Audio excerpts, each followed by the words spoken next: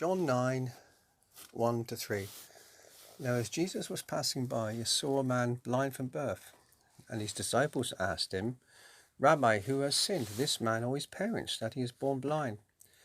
Jesus answered, Neither this man nor his parents have sinned, but this happened so that the works of God would be displayed in him.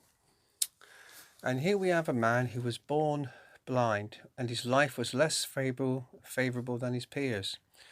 As he grew up, he must have wondered where the God of Israel was in his life. He must have wondered why God allowed him to be in such a miserable state. And as he grew into his early 20s, he bore the pain and bitter emotional hurt, I'm sure, of seeing some beautiful woman, perhaps whom he longed for to marry, perhaps a kind woman who attended to his needs and felt in love with her. And yet the bitter emotional pain filled his heart in groans of longing that could not be met. Where was the God of love that the rabbi talked of? To make things worse, people began to misjudge him and consider that he had sinned, or at least his parents. In his pain and rejection, he had to sit and beg for food. In his own eyes, he was not a man. He felt no dignity or self-esteem. Yet God was in all of this, and he loved him dearly. He said that this man had not sinned, nor his parents. It happened so that the works of my Father, he said, will be displayed through him. Jesus comes along and heals this man. His whole life is transformed and changed in, maybe 30 seconds.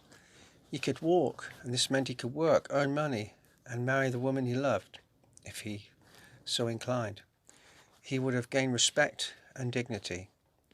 His name and event was recorded in the Bible for millions of people to read and learn of God's plans for us, for mankind.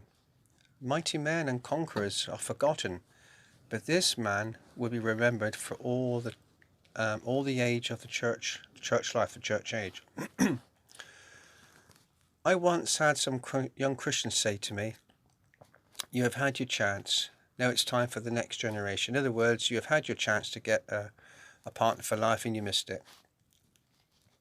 But it was not my fault that I was still single. I tried every opportunity, every avenue. I prayed and wept, sought the Lord's face, wondered what on earth was wrong with me.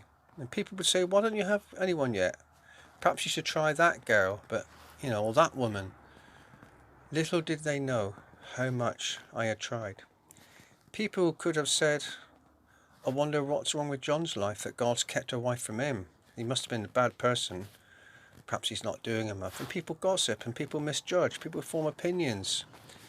And little do they understand of how you feel, and that the reason for it all is because the Lord has just simply said, "It's not my time yet."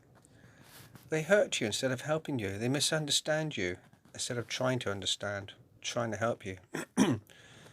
They know not of the great will of God or the plans of God formed for that particular person, and fail to see the greater picture for the future and other people by provisions of that need.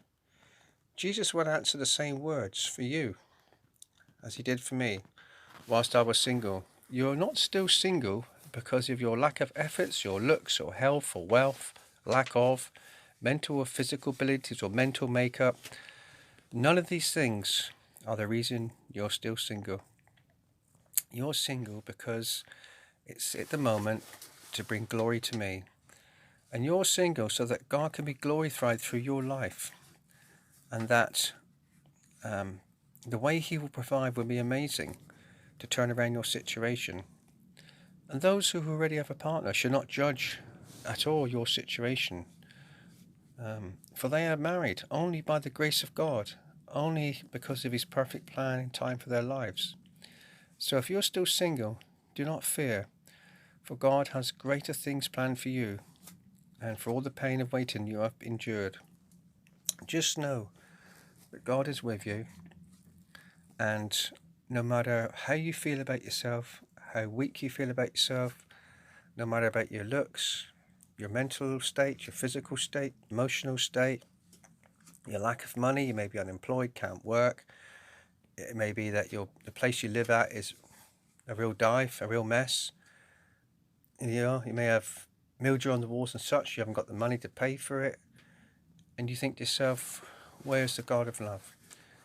But the God of love is hovering in you and all around you, and just waiting for the right time to bless you with your heart's desire and your heart's longing, according to the faith that you have in him.